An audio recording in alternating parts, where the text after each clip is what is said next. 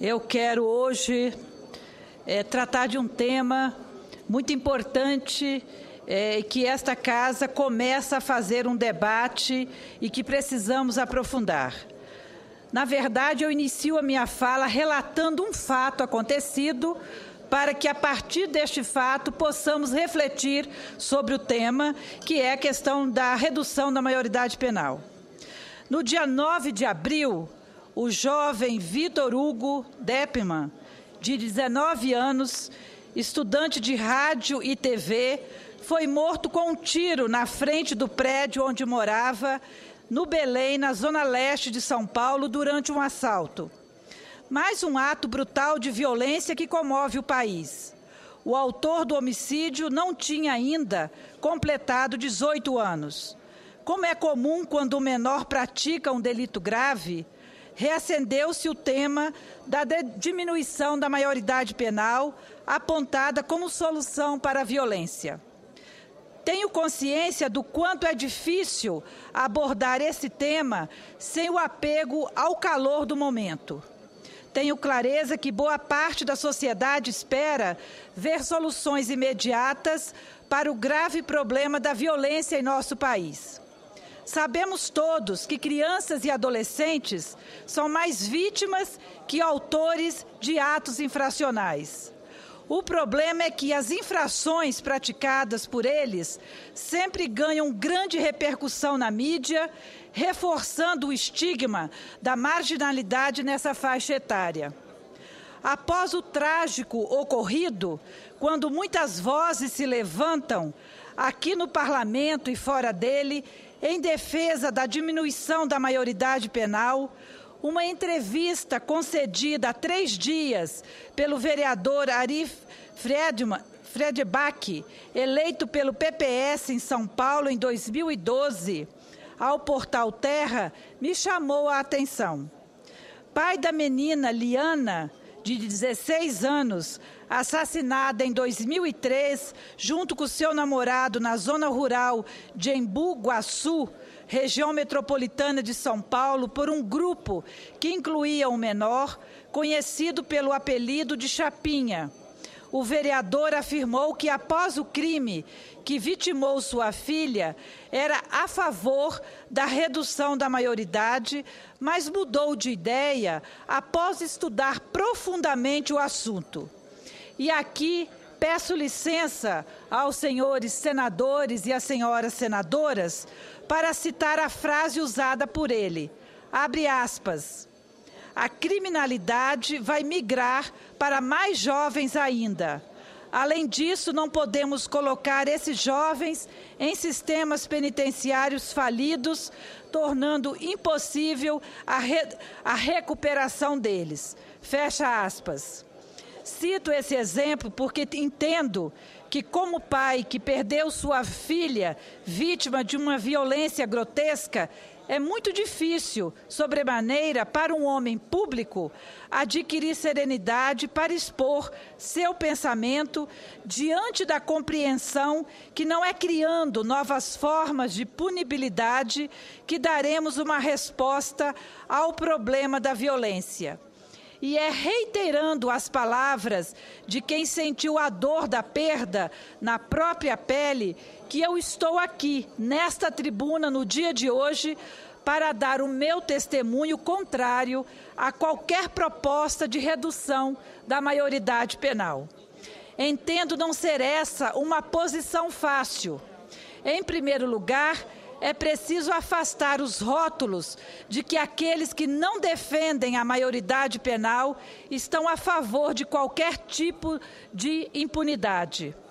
O Estatuto da Criança e do Adolescente, ao adotar a teoria da proteção integral, que vê a criança e o adolescente como pessoas em condições peculiares de desenvolvimento, necessitando, em consequência, de proteção diferenciada, especializada e integral, não teve por objetivo manter a impunidade de jovens autores de infrações penais.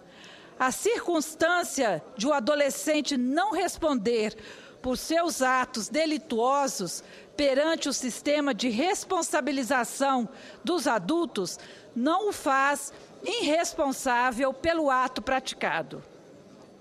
Ao contrário, senhores senadores e senadoras aqui presentes, do que erroneamente se divulga, o sistema legal implantado pela Lei 8.069 de 1990, que é o ECA, o Estatuto da Criança e Adolescente, faz estes jovens entre 12 e 18 anos incompletos sujeitos de direitos, deveres e responsabilização pelo ato praticado, com previsão de diversos tipos de sanção, inclusive a privação da liberdade por até 3 anos. As proposições que pretendem a redução da idade penal, só aqui no Senado Federal temos várias PECs, com o tema, uma aguardando inclusão de pauta no plenário da Casa, nos levam em direção ao passado, quando o sistema de criminalização de adolescentes caracterizou a doutrina penal do século XIX com o Código Criminal do Império, que somente impedia a responsabilização criminal dos menores de 14 anos.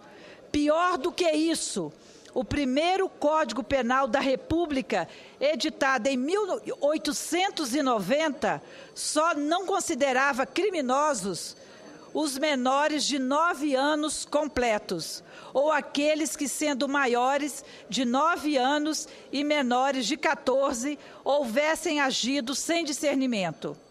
Nenhuma dessas experiências aqui no Brasil ou em qualquer outro país foi capaz de afirmar um caminho para a redução da violência juvenil ou para a reinserção social dos infratores, mas ao contrário.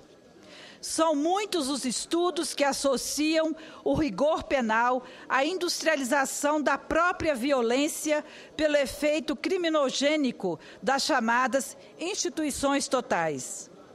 Para os que creem que apontam algum tipo de solução defendendo essa proposta, é importante que se diga que os atos infracionais praticados por adolescentes no Brasil não alcançam 10% do total cometido. Os dados da Fundação Casa, no próprio estado de São Paulo, dão mostra de que o principal motivo das internações dos jovens não são os crimes que terminam em morte, mas sim o tráfico de drogas, que representa 41,8% do total. Os latrocínios, como no caso do universitário morto, representam 0,8% dos atos cometidos por menores.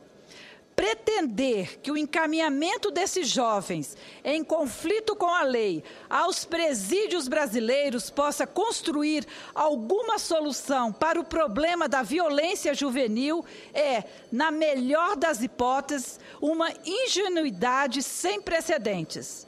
Muitas vezes, não obstante, não há que se falar em ingenuidade, mas em demagogia mesmo, em seu estado puro.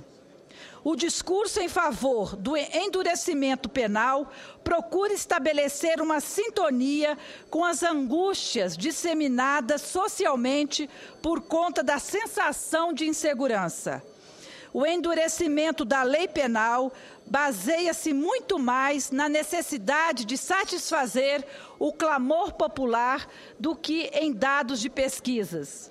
Concretamente, a eventual aprovação da redução da idade penal só logrará agravar ainda mais as condições de execução penal no Brasil e nos oferecerá o gosto amargo de uma nova impossibilidade, a de recuperar jovens infratores em convívio com presos adultos, em presídios ou em delegacias de polícia.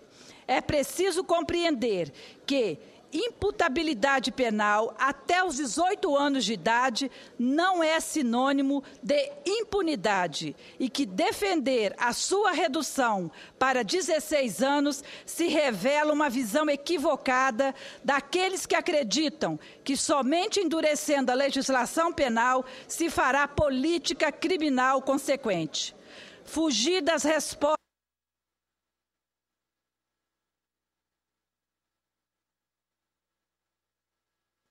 Agradeço mais um tempo.